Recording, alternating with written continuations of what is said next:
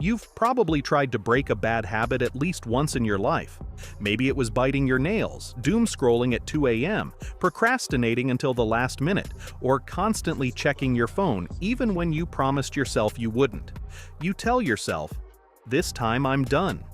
But a few days later, you're right back where you started. And every time it happens, you wonder if there's something wrong with you, something weak, something undisciplined, something broken. But here's the truth. Your struggle was never about willpower. It was never about being weak or lacking discipline. Your brain is literally designed to hold on to habits, especially the bad ones, and once you understand why, you finally get the power to override it. So let's start with a simple idea.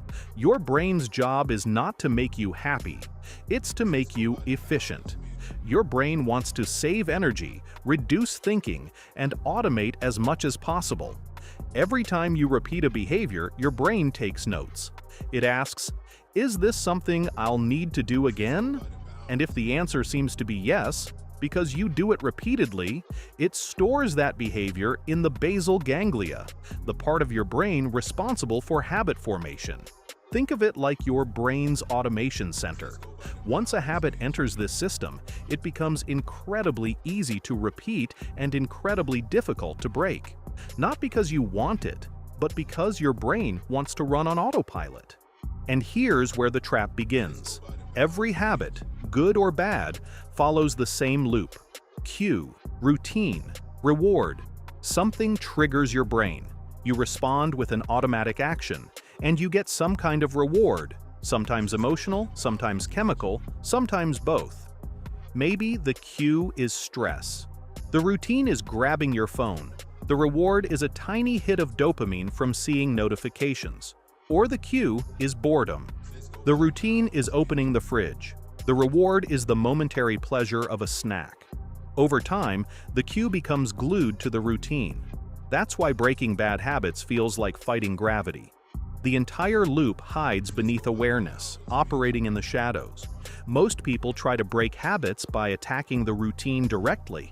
They try to stop drinking soda, stop procrastinating, stop scrolling, stop overeating. But when the cue still exists and the reward still exists, your brain eventually drags you right back. This is why willpower doesn't work. Willpower is like trying to hold back a river with your bare hands. You can resist for a moment, but eventually the water overpowers you. Real change happens when you target the loop, not the routine. The tricky part is how long habits take to replace. People love repeating that old myth.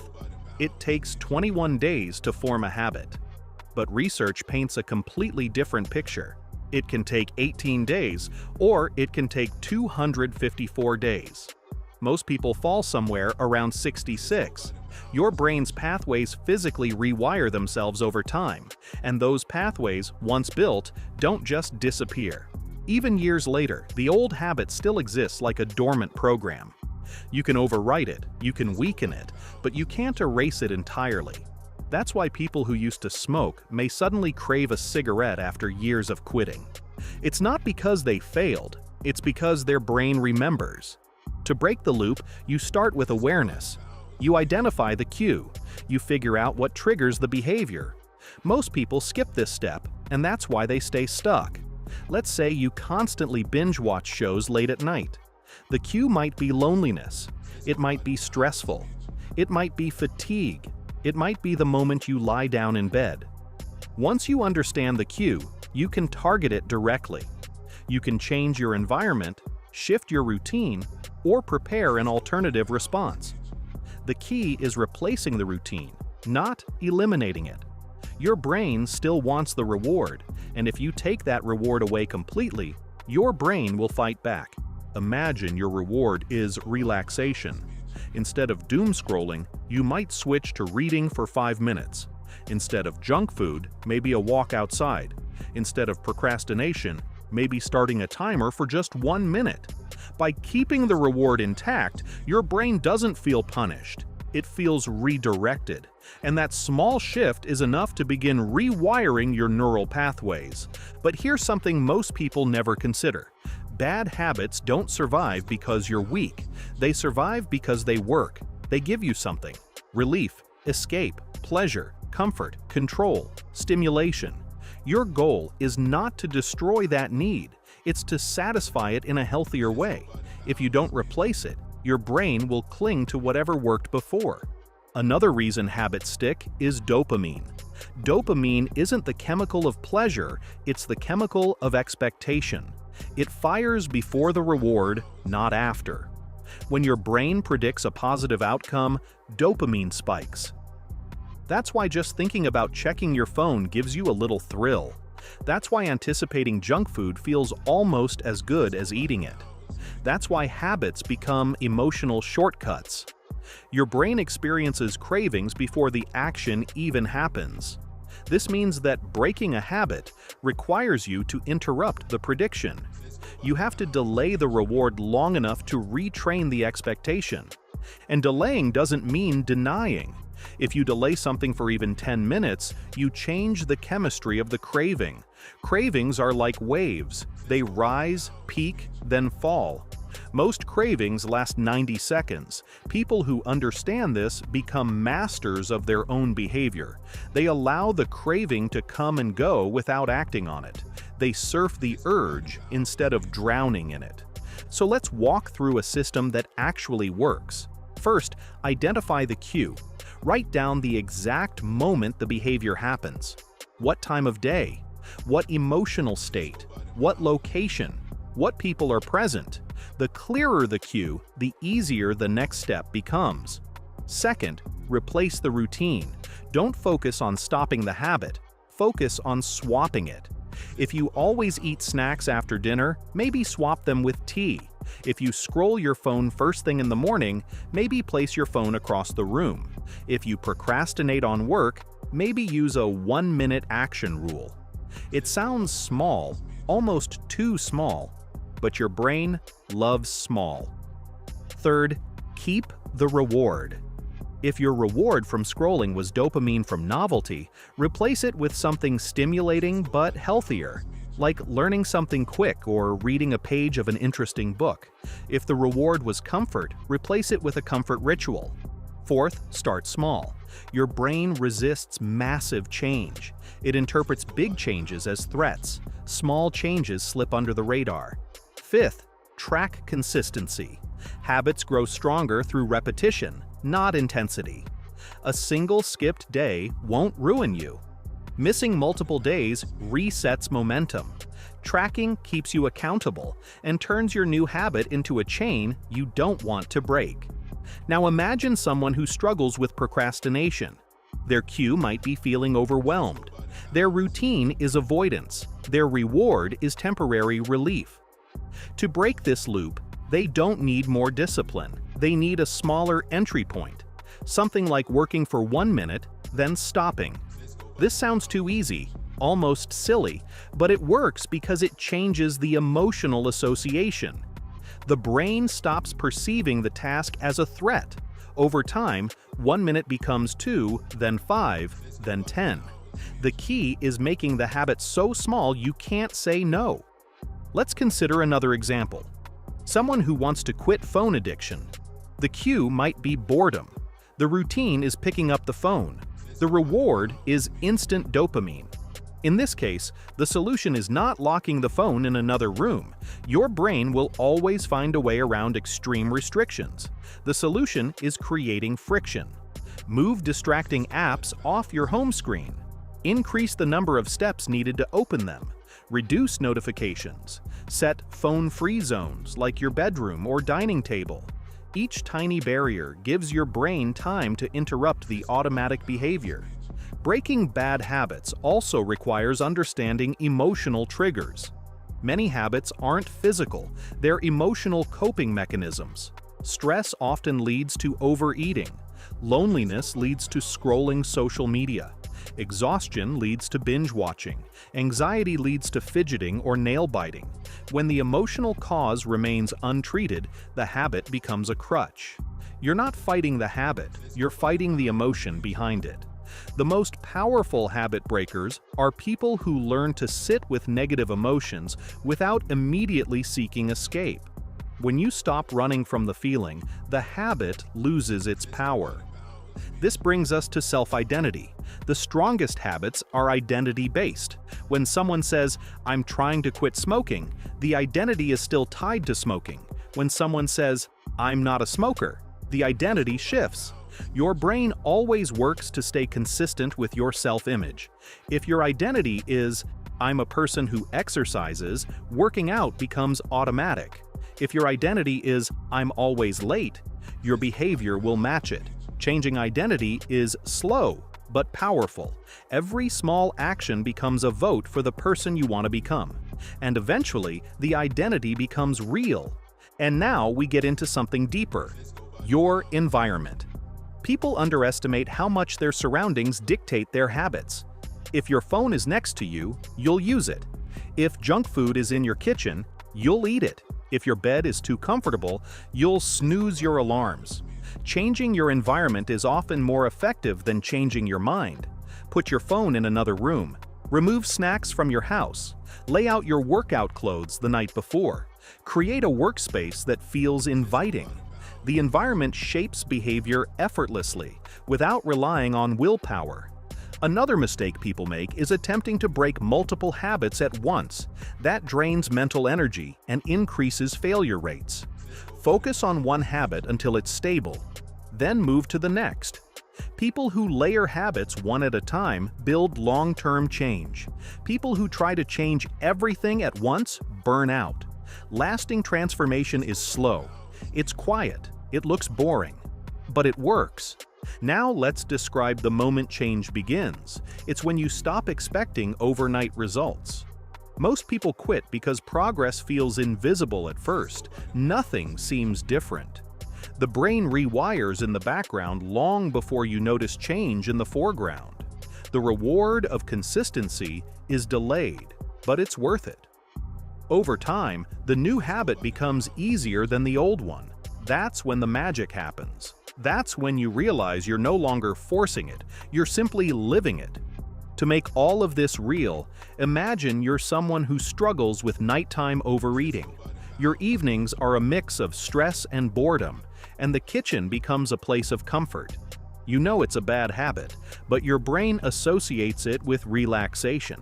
So instead of trying to quit cold turkey, you change the cue. Maybe you start brushing your teeth right after dinner. Nobody likes eating after brushing. Or you replace the routine.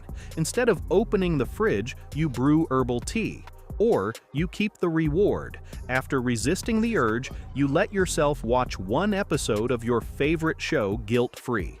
Over a few weeks, the craving weakens, the loop breaks, and you never needed willpower. You needed strategy. And here's the part nobody talks about. The battle with a bad habit doesn't happen at the moment of action, it happens in the 5 seconds before it. That tiny gap, the pause between impulse and behavior, that is where your entire life actually changes. Most people don't even realize this gap exists because the habit loop fires so quickly.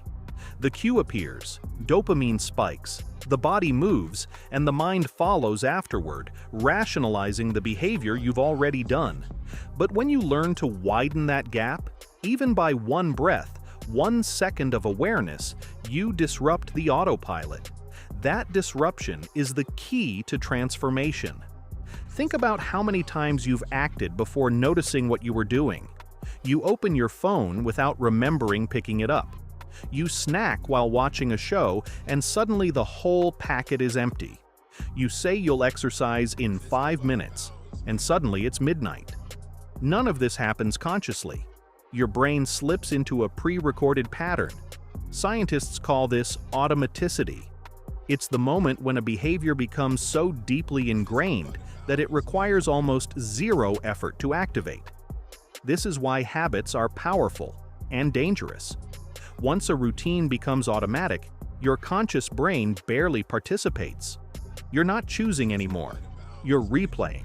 So the question becomes, how do you interrupt a pattern that fires before you even notice it? The answer is presence, not in a spiritual sense, but in a neurological one. When you bring conscious awareness into the moment, you activate the prefrontal cortex, the logical part of the brain responsible for decision-making. This region is like the brakes on a car. Habits are like the accelerator. If your brakes are weak, the habit wins. If your brakes get strong, the habit weakens.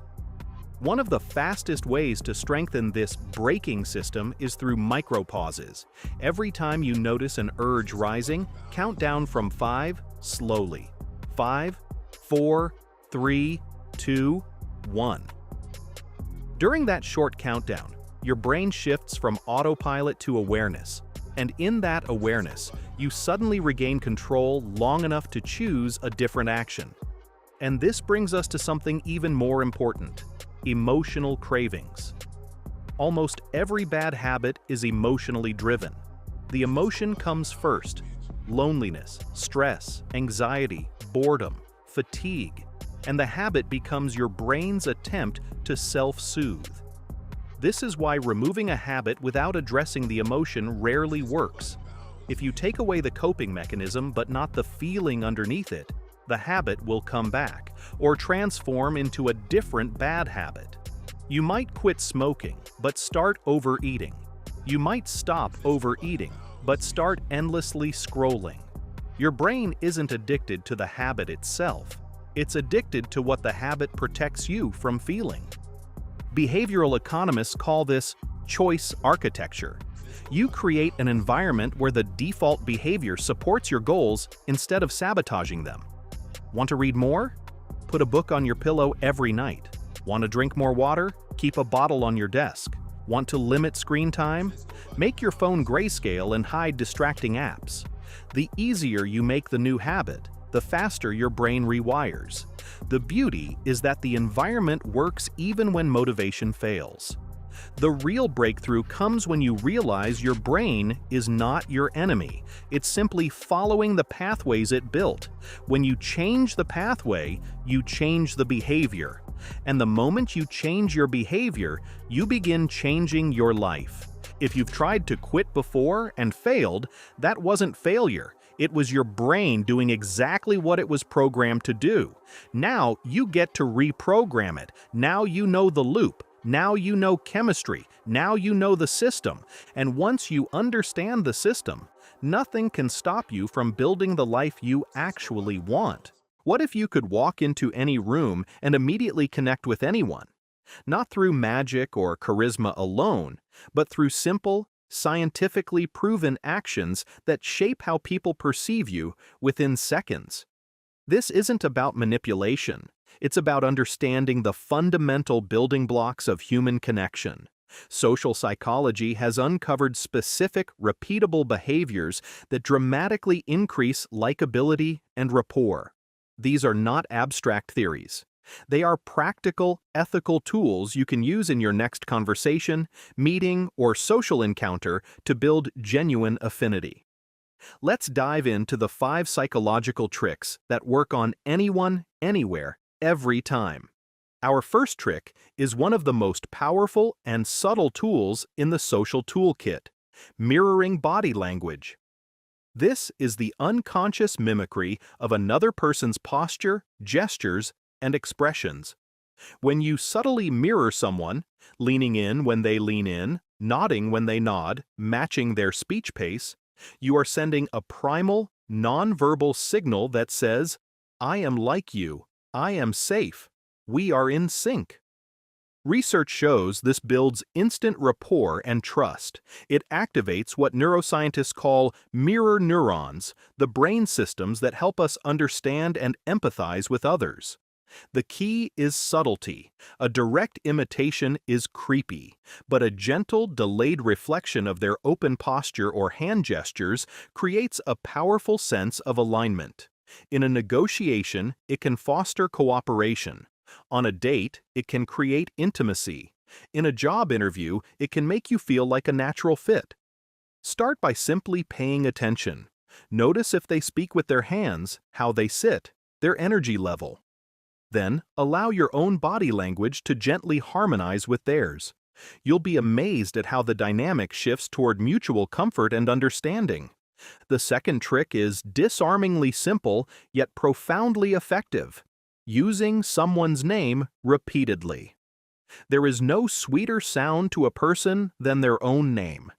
When you use it in conversation, you are personalizing the interaction in a powerful way.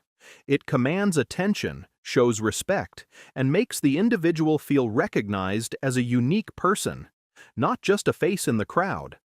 The psychology behind this, often called the personalization effect, ties directly to our need for social validation. Hearing our name triggers a mini reward response in the brain.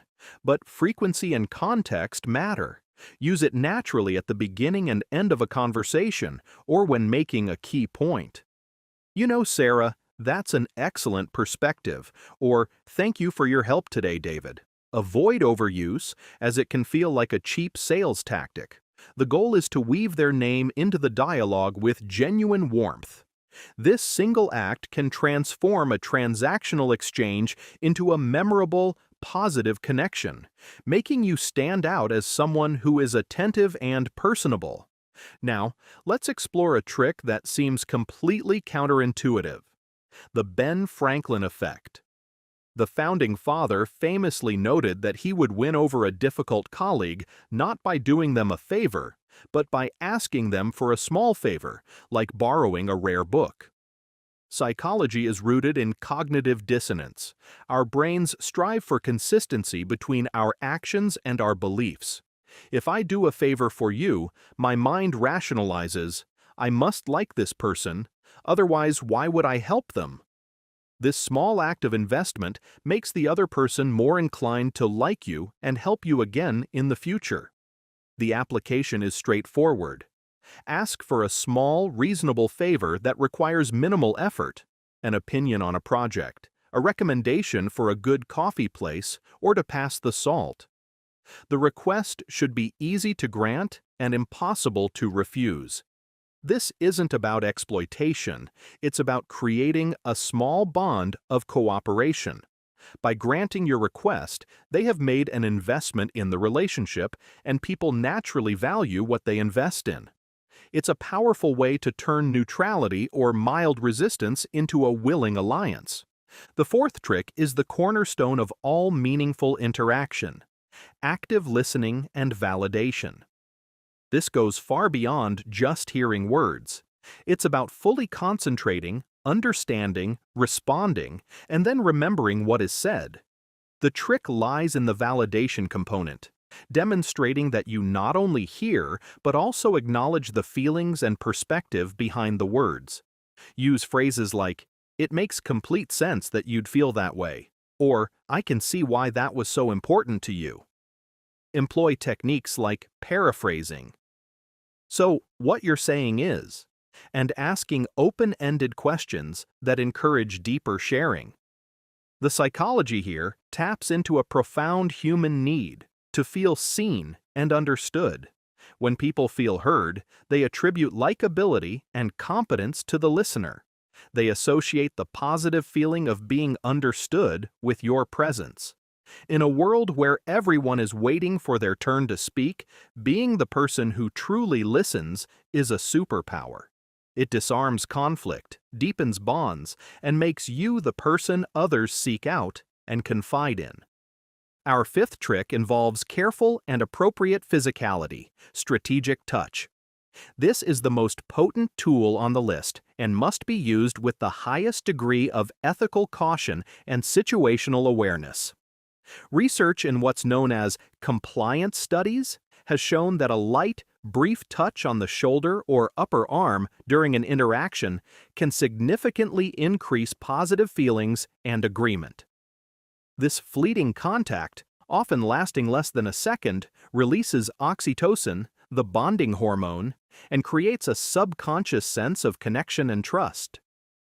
In studies, waitstaff who lightly touched customers received larger tips. Colleagues were more likely to agree to requests. The rules are absolute. It must be extremely brief, culturally appropriate, context appropriate, and never intrusive. A half-second pat on the shoulder when thanking someone, or a light touch on the arm when sharing a laugh, can cement a positive feeling. Misapplied, it can be a catastrophic violation. Always err on the side of caution. When in doubt, don't. But when the context is right, a celebration, a heartfelt thank you, a moment of shared excitement, this micro-interaction can be the final ingredient that transforms a good impression into a great one. The psychology behind these tricks connects to the foundational principles of influence, most famously codified by Dr. Robert Cialdini. Mirroring and strategic touch relate to liking. We are persuaded by people we like and feel similar to. Using someone's name is a direct path to friendship and affiliation. The Ben Franklin effect is a masterclass in commitment and consistency. People align their beliefs with their actions.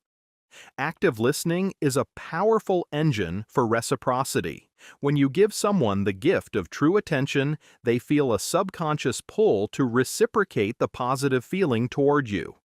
Understanding these underlying principles, reciprocity, commitment and consistency, social proof, liking, authority, and scarcity, allows you to see these tricks not as isolated hacks, but as applications of a deeper understanding of human social behavior.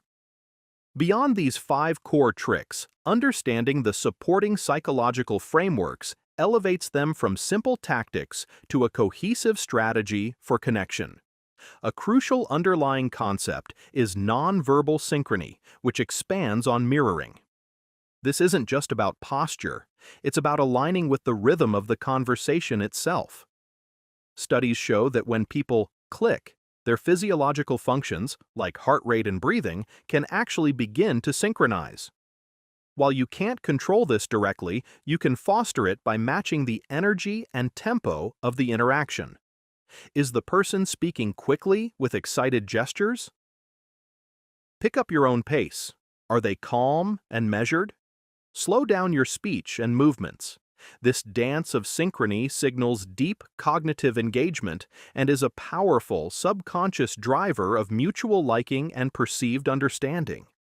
Another high-level principle that amplifies these tricks is the concept of strategic self-disclosure. The principle of reciprocity dictates that when someone shares something personal with us, we feel a natural urge to reciprocate. You can ethically guide this by offering a small, appropriate piece of personal information first, a mild opinion, a shared experience, a light-hearted admission. This acts as a social gift that invites the other person to open up, creating a virtuous cycle of sharing that rapidly builds intimacy and trust. For example, after actively listening to a colleague's stressful week, you might say, "I completely understand that pressure. I had a project last month that kept me up at night figuring out the details." This balanced disclosure validates their experience and makes you more human and relatable, directly feeding the liking principle. Let's also address a common pitfall, the over-eagerness effect. In your enthusiasm to apply these techniques, there is a risk of coming across as performative or desperate for approval. The human brain is excellent at detecting incongruence. If you are mirroring someone's gestures, but your facial expression is blank, or you're using their name with a robotic frequency while your eyes dart around the room, you will create distrust, not rapport. The antidote is to focus on authentic curiosity. Genuine interest in another person will naturally guide you toward many of these behaviors. You'll lean in to hear them, mirroring. You'll remember their name because they matter, and you'll listen because you're truly engaged. The tricks are simply polished expressions of this innate curiosity.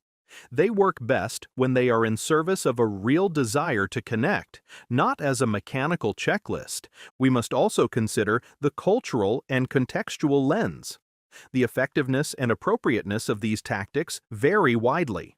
Strategic touch, for instance, can be warmly received in some cultures and considered a profound violation in others. Mirroring a superior's posture might be seen as disrespectful in a highly formal hierarchical setting. The use of first names requires careful judgment. In many professional and cultural contexts, using a title and surname until invited to do otherwise is the true path to respect and liking. The most sophisticated practitioners are cultural detectives. They observe first, adapt second, and apply third. They ask themselves, what are the norms here? What is the power dynamic? The universal principle is to respect local customs, showing that respect is in itself a powerful likability signal.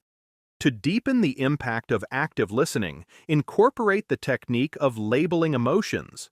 This advanced form of validation, drawn from negotiation psychology, involves identifying and calmly stating the emotion you perceive in the other person.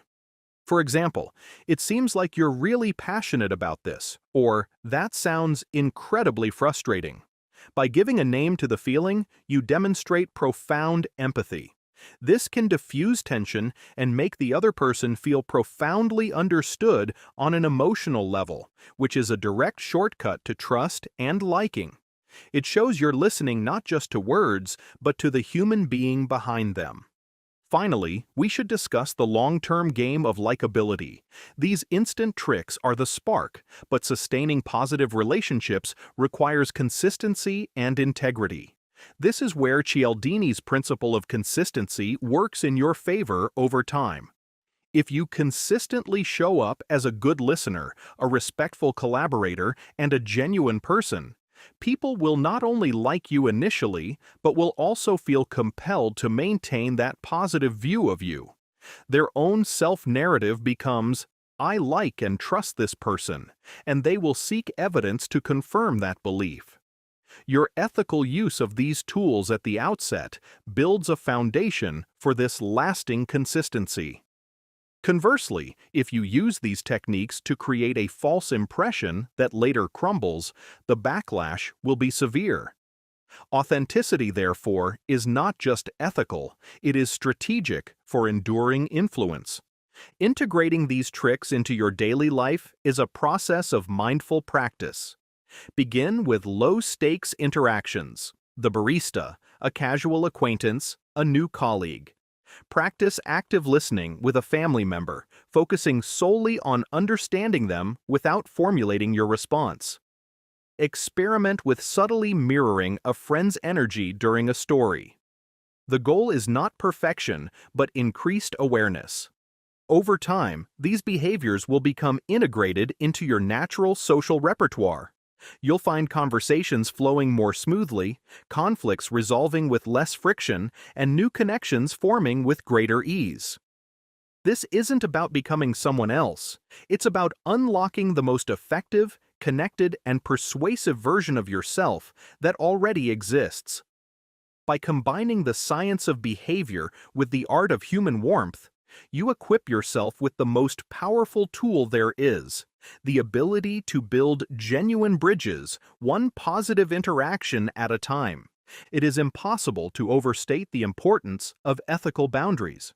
These tools are meant for building rapport, fostering cooperation, and creating positive relationships in both personal and professional settings. They are not for manipulation, deception, or coercion. The litmus test is intention. Are you using this to create a genuine win-win connection, or to extract something at the other person's expense? Using these techniques unethically will eventually be perceived as inauthentic and will destroy trust. The goal is to become a more engaging, attentive, and effective communicator, not a puppet master. Let's walk through a practice scenario. Imagine you're meeting a new client, Alex. You start by using their name warmly upon introduction. As you sit, you notice Alex speaks deliberately and leans forward slightly. You subtly mirror this attentive posture. You employ active listening, asking about their core challenges and validating their concerns. "That sounds like a complex situation, Alex. I can understand the pressure that creates." Later, you employ the Ben Franklin effect. Alex, you have great insight into this market. Could I send you a brief draft later for your quick reaction? At the end of the positive meeting, as you shake hands, you might add a brief, light touch with your left hand to their arm in a gesture of thanks. Each step, applied ethically and naturally, builds a layered sense of rapport, respect, and mutual liking. Mastering these psychological tricks is about practice and awareness. Start by focusing on one per day.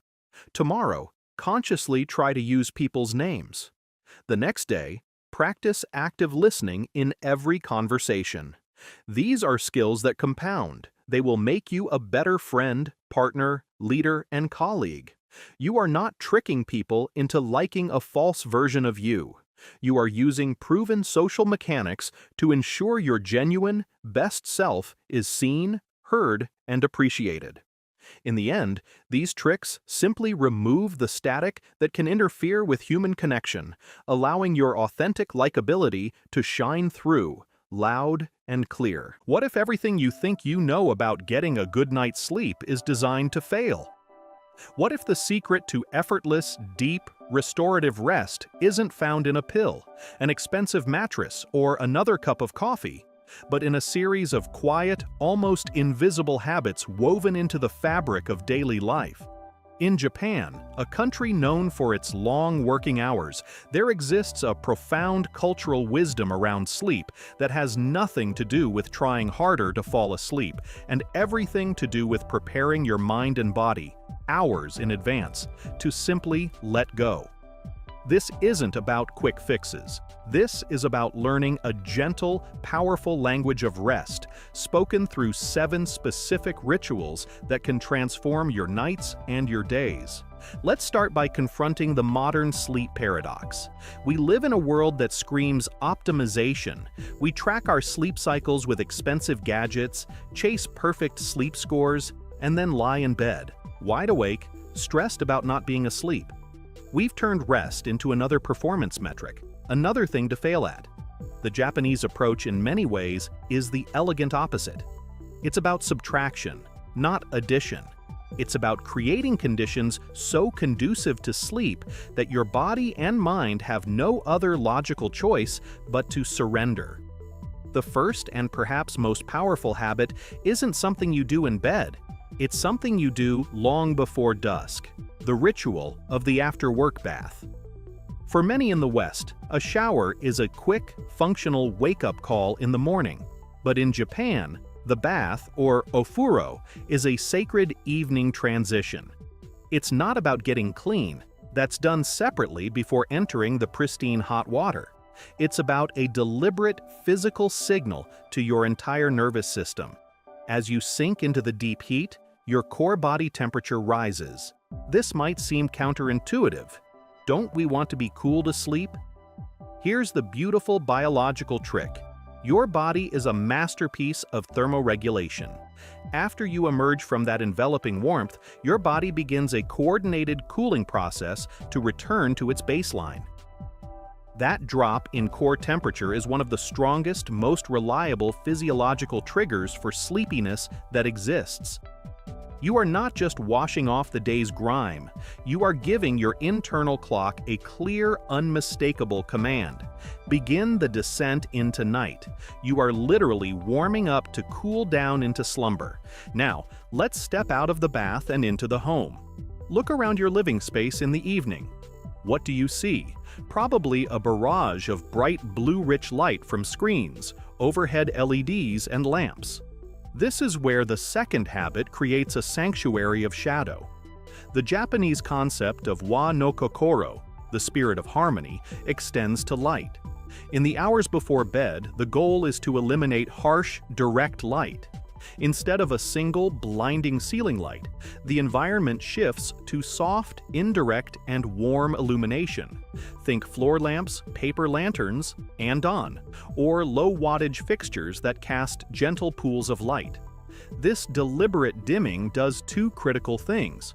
First, it drastically reduces your exposure to blue light, which is the spectrum most effective at suppressing melatonin, your sleep hormone. Second, and just as importantly, it creates a psychological cue. The lowering of the lights is a visual whisper that the active part of the day is over. The bright, stimulating world is being put away. The dim, calm world of rest is being welcomed. Your eyes relax, your mind begins to decelerate, and your pineal gland gets the safe signal to start producing the chemical of the night. You are choreographing the sunset inside your own home. But what about the thoughts? You can have the perfect temperature drop and the perfect lighting, and still lie there with a mind racing like a hamster on a wheel. This is where the third habit, a form of mental hygiene, comes into play. In Japan, there is a deep-seated practice of putting things in order. You see it in the meticulous care of a tea ceremony, in the precise folding of clothes, in the clean lines of a tatami room. At night, this translates to a simple, profound act: tidying up. It's not about a deep clean.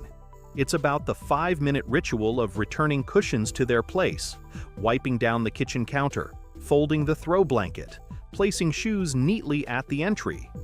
This serves as a kinetic meditation. As your hands put the physical space in order, your mind receives the symbolic message that the day's affairs are also being put in order. You are closing the open loops. You are creating a clean slate, both literally and figuratively.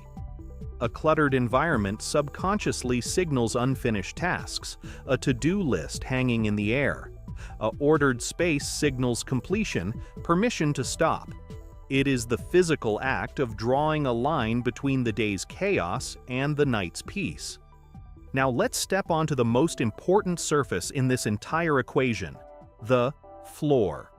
The fourth habit is perhaps the most physically distinct: the use of a firm futon placed directly on the tatami mat floor. This is a world away from the plush, sinking pillow-top mattresses common in the West. The Japanese shikabuton is thin, firm, and grounded. Why does this matter? That firm, supportive surface promotes a supremely neutral spinal alignment. There's no sagging, no hammocking of the hips and shoulders. Your muscles, which often work overtime to stabilize you on a soft mattress, can truly relax. You are fully supported by the floor itself. But there's a deeper ritual here too. The futon is typically aired out daily, often hung over a balcony railing to bathe in the sun and fresh air. This isn't just about hygiene, it's about renewal. Every day, the bed is literally refreshed, stripped of the moisture and energy of the previous night. When you lay it down again in the evening, you are not climbing into yesterday's rest. You are climbing into a fresh, clean, dedicated space for tonight's rest. The act of laying it down becomes a small ceremony, marking the beginning of the sleep period. The boundary between sleep and wakefulness is physically constructed and deconstructed each day, reinforcing that this space has one sacred purpose. Of course, the body needs more than just a good surface. It needs to be met with understanding. Enter the fifth habit, a profound attentiveness to the evening meal. The Japanese principle of hara hachi bu, eating until you are 80% full, is a guiding star here, especially at dinner. A massive, heavy meal right before bed forces your digestive system into a demanding night shift, generating heat and activity when your body wants to shut down for repair. The traditional Japanese evening meal is often lighter, centered around grilled fish, steamed vegetables, miso soup, and rice. It's nourishing but not burdensome. Furthermore, there's a specific focus on sleep-supportive nutrients often present in these foods: magnesium from green leafy vegetables and seaweed, tryptophan from fish and soy, and complex carbohydrates from rice that can help ferry tryptophan to the brain. But beyond the biochemistry, there is the ritual of the meal itself. It's often a quiet, focused affair, a time to connect with family without the distraction of loud entertainment. You are not just feeding your body, you are allowing it to begin its wind-down process undisturbed by a digestive riot. You are choosing foods that partner with sleep, not fight against it. With the body cared for, we must now address the most elusive element, the mind's final surrender. The sixth habit is the practice of a short, mindful reflection or journaling, a cousin to the traditional kanzo, simplicity, and koko, austerity, aesthetics. This isn't a detailed diary of every event. It's more like a mental rinse. It could be writing down 3 small things that went well, not to analyze them, but simply to acknowledge them.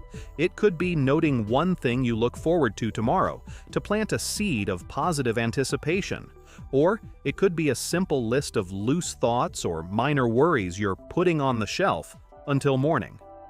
Here's the quiet magic.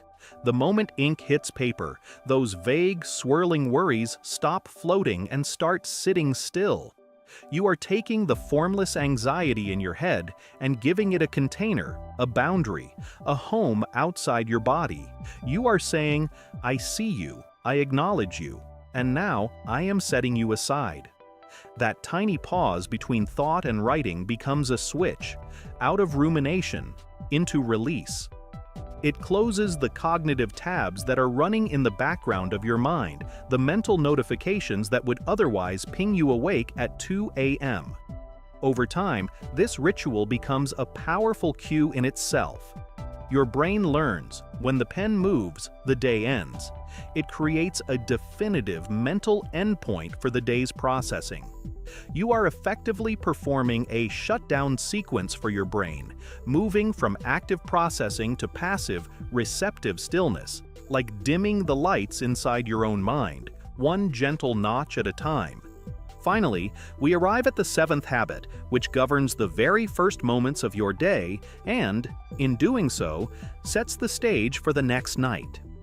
This is the habit of asameshi mai, of before-breakfast discipline, but applied to light. The moment you wake up, the instruction is simple: get bright light into your eyes, open the curtains wide, step onto the balcony, take a brief morning walk.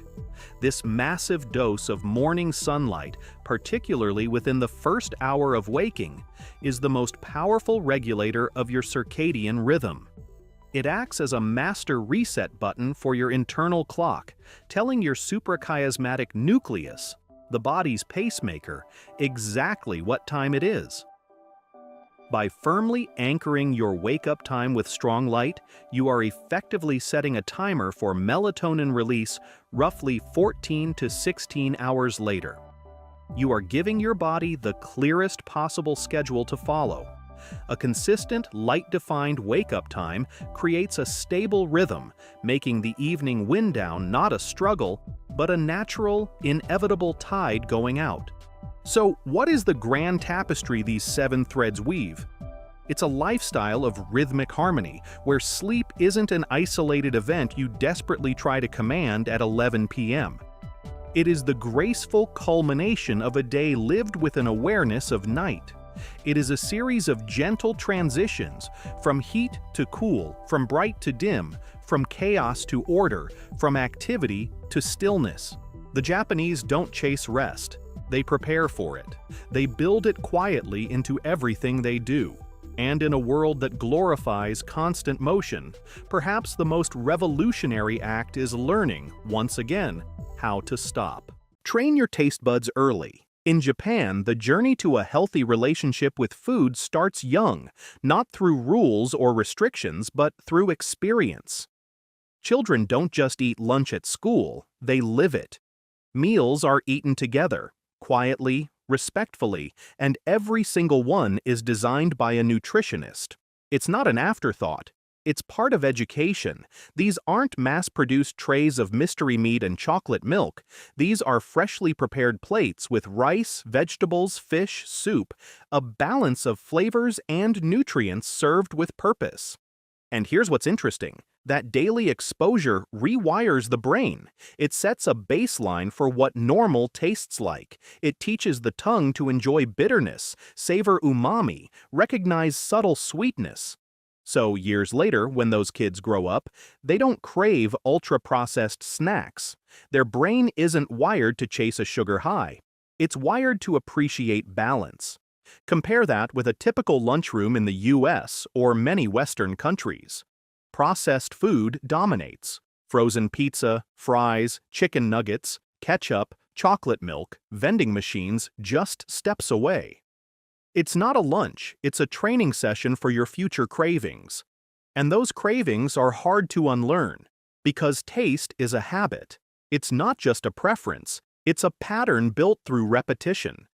But here's the good news. Taste can be retrained at any age. The key is consistency. Start small. Replace one processed item a week with something whole and fresh. Swap that afternoon bag of chips for a small bowl of miso soup or some sliced cucumbers with sea salt. Each time you make that swap, the brain adjusts, and so do your cravings. Over time, junk food stops hitting the same way, and real food begins to feel satisfying again. The change doesn't have to be drastic, just gradual and deliberate. Little habits stack up, and slowly, you build a new default. Healthy convenience. Walk into a convenience store in Japan, and what greets you isn't a wall of sugary sodas or bags of chips. Instead, it's perfectly portioned rice balls, bento boxes with grilled salmon, soft-boiled eggs, fresh salads, and miso soup. Real food. Fast, accessible, and affordable. Convenience doesn't have to mean junk. In Japan, convenience is built around health. It's not an accident, it's by design. Even the vending machines offer canned green tea, small portions of cold coffee, and light snacks. Compare that to the Western default: large bags of chips, king-size candy bars, microwave burritos loaded with preservatives. The environment nudges behavior more than willpower ever could. This is the quiet genius of environmental design. It's not about discipline, it's about making the healthy choice the easiest one. People don't always choose what's best. They choose what's nearby, what's quick, what's normal. So when fresh, nutritious food is the default, people naturally gravitate toward it. And it's everywhere. At the train station, on the street corner, in the office. That accessibility removes friction. You don't have to think twice, you don't have to cook a whole meal, and you definitely don't need a gym membership to eat better. It's not about a grand transformation, it's about removing the barriers. Small changes to your environment can make a huge impact. Stock your fridge with pre-cut veggies, keep fruit within reach, swap your desk drawer snacks for something simple but real.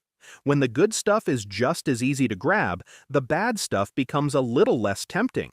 It's not about willpower, it's about what's around you. Portion control without pain. In Japan, meals aren't served as giant overflowing plates. They're served in small, separate dishes. A little rice, a small bowl of soup, a piece of grilled fish, a few vegetables. It might seem modest, but here's the trick. The variety makes it feel abundant.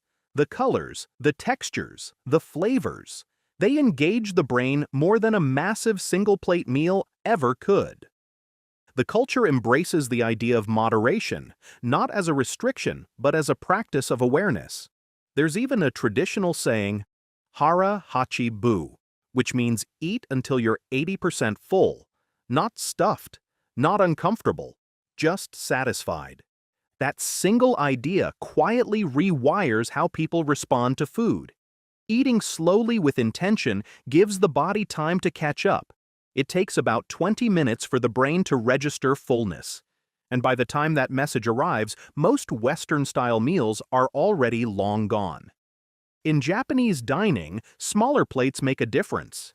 It's called the unit bias, the psychological tendency to feel satisfied once a full unit is consumed, regardless of its actual size. So a smaller bowl of rice feels like enough because the bowl is finished. There's no need to overeat when the environment is subtly signaling satisfaction. And there's another hidden advantage. Less room for mindless extras. No supersized sodas, no baskets of endless fries, no refills of sugary drinks. Just measured, thoughtful portions that honor the meal, not stretch the stomach. Try this at home. Serve meals on smaller plates. Use small bowls instead of large ones. Don't eat out of a package. Create portions you can finish without going past fullness. Your body listens, but only if you give it the space and time to speak. Sugar awareness. Here's something surprising. The average Japanese person consumes about half the sugar of the average American. And that's not because they're avoiding sweets altogether. It's because their culture has a different relationship with sweetness. Walk into a Japanese cafe or bakery, and you'll find beautifully crafted desserts. Miniature cakes, dainty mochi, delicate confections, all elegantly presented, all much smaller than their Western counterparts.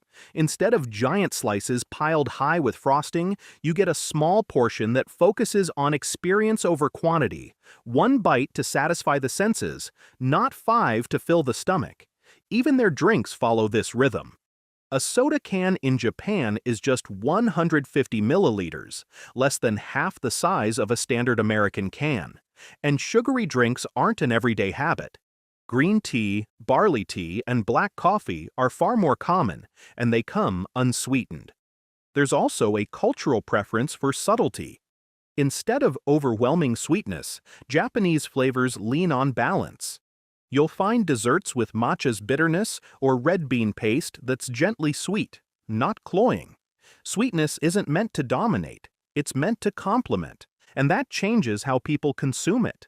Sweets become occasional experiences, not daily coping mechanisms.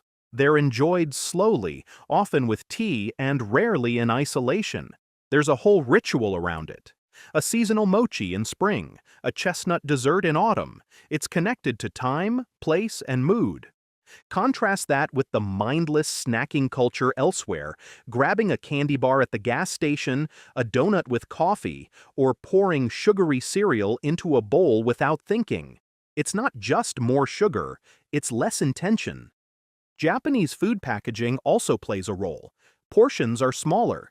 Calories are listed clearly, and there's often only 1 or 2 servings per pack, not 8 disguised as one. That transparency trains the brain differently. It encourages awareness. Then there's advertising. While Western media glamorizes indulgence, treat yourself. You deserve this. Extra caramel. Japanese media tends to highlight lightness, purity, seasonal freshness. It subtly shapes desire. And dessert isn't framed as a reward for suffering through a diet. It's part of life, just not the center of it. That difference in mindset creates room for self-regulation without guilt or obsession. Why does this matter? Because sugar isn't just about taste. It's about how the brain learns to expect reward. High sugar diets change the palate. They dull sensitivity. The more sugar someone consumes, the more they need to feel satisfied. But the opposite is also true. Studies show that when sugar intake is reduced, sensitivity returns.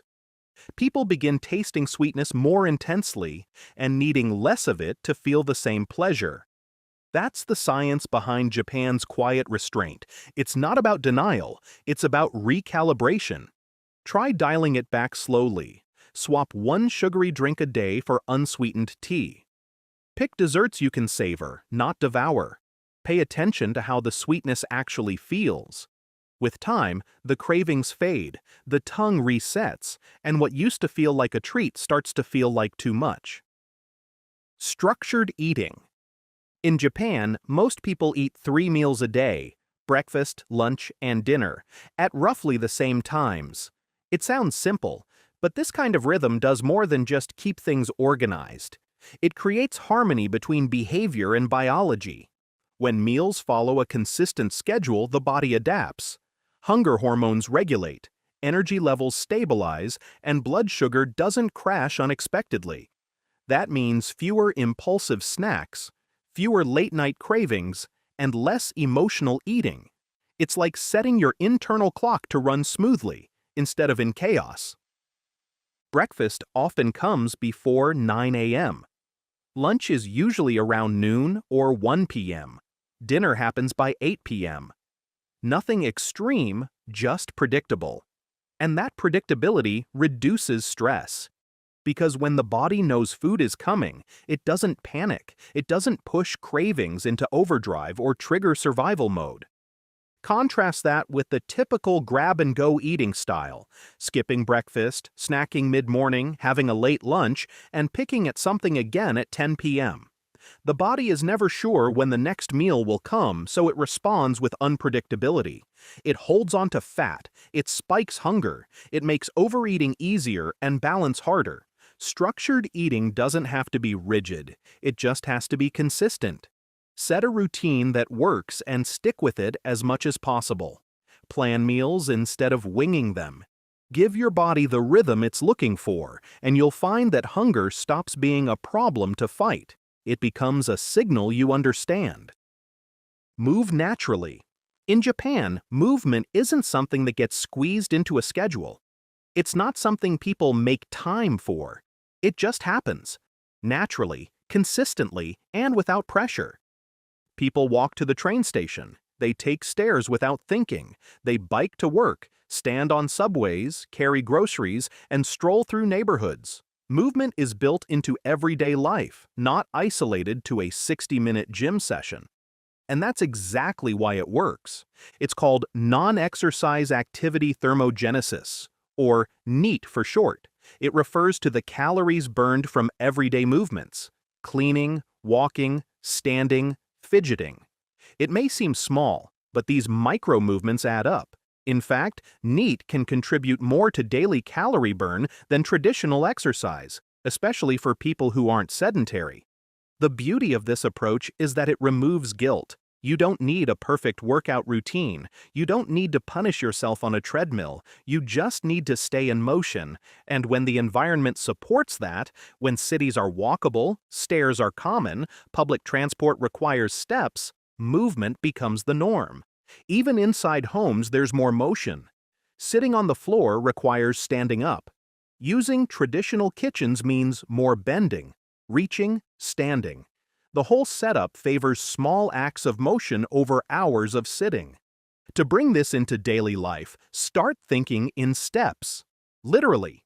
Walk when you can. Stand when you have the chance. Choose stairs instead of elevators.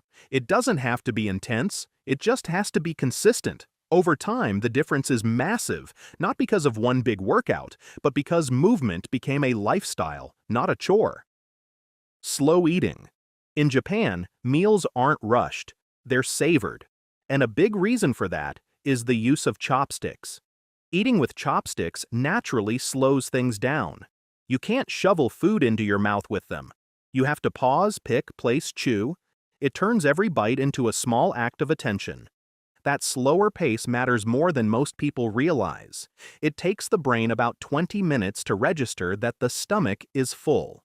Eat too fast, and it's easy to blow past that signal and end up feeling stuffed, or worse, sluggish. Eat slowly, and you give the body time to respond. This isn't about counting chews or setting a timer. It's about letting meals be meals, not multitasking sessions. In Japan, there's a cultural respect for food that discourages eating while walking, driving, or scrolling on a phone. The focus stays on the plate, and that naturally leads to slower, more mindful eating. When you slow down, several things happen. You enjoy the food more. You notice textures and flavors. You stop when you're satisfied, not when the plate is empty. It's a simple shift, but a powerful one. To put this into practice, try setting your utensils down between bites. Take a breath, look at your plate, chew fully, drink a sip of tea. These small pauses create space, and in that space, fullness speaks up. And when fullness has room to be heard, overeating stops being the default. The goal isn't to eat less, it's to eat with awareness. And with that awareness comes satisfaction, not just physically, but mentally too.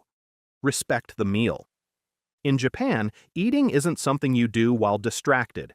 It's not done on the go, behind the wheel, or during a Zoom call. Meals are a moment, a quiet pause, a simple ritual. There's no scrolling through phones, no background TV, just people, food, and presence. This respect for food changes the entire experience. It signals to the body that eating matters, that it deserves attention. And when meals are treated like moments of care, people naturally slow down. They chew more, they taste more, and they stop when they're satisfied, not just when the plate is empty. Even the way meals are presented speaks to this mindfulness. Small dishes arranged thoughtfully. Fresh ingredients showcased with intention. There's an unspoken rule that eating deserves your full awareness, and that awareness, in turn, fosters control. When the brain is focused on the meal, it hears hunger and fullness cues more clearly. That's why distraction-free eating isn't just polite, it's practical. It keeps you tuned in, and when you're tuned in, your body becomes a better guide than any calorie counter. The Japanese mindset. These 9 habits aren't hacks, they're not tricks or quick fixes. They're a mindset, a way of living that prioritizes rhythm, balance, and respect over extremes. They don't rely on grinding willpower, they're built into the flow of everyday life. That's the quiet power of Japan's approach to staying slim. It's not about fighting the body, it's about designing a lifestyle that works with it. No starvation, no stress, just better defaults. When food is fresh, movement is natural, and meals are mindful, staying slim doesn't require struggle. It becomes the byproduct of a life lived in alignment with biology, with culture, with intention. If any of these habits resonated, start with one. Just one. Maybe it's slowing down while you eat. Maybe it's adding one fresh food to your day. Maybe it's building a mealtime routine. Small shifts become new rhythms, and those rhythms change everything. If this deep dive into Japanese habits opened up a new way of thinking about health, there's a lot more where that came from. Hit subscribe, leave a comment with the habit you want to try first, and share this with someone who's tired of the gym diet cycle. This isn't about chasing slim, it's about living well.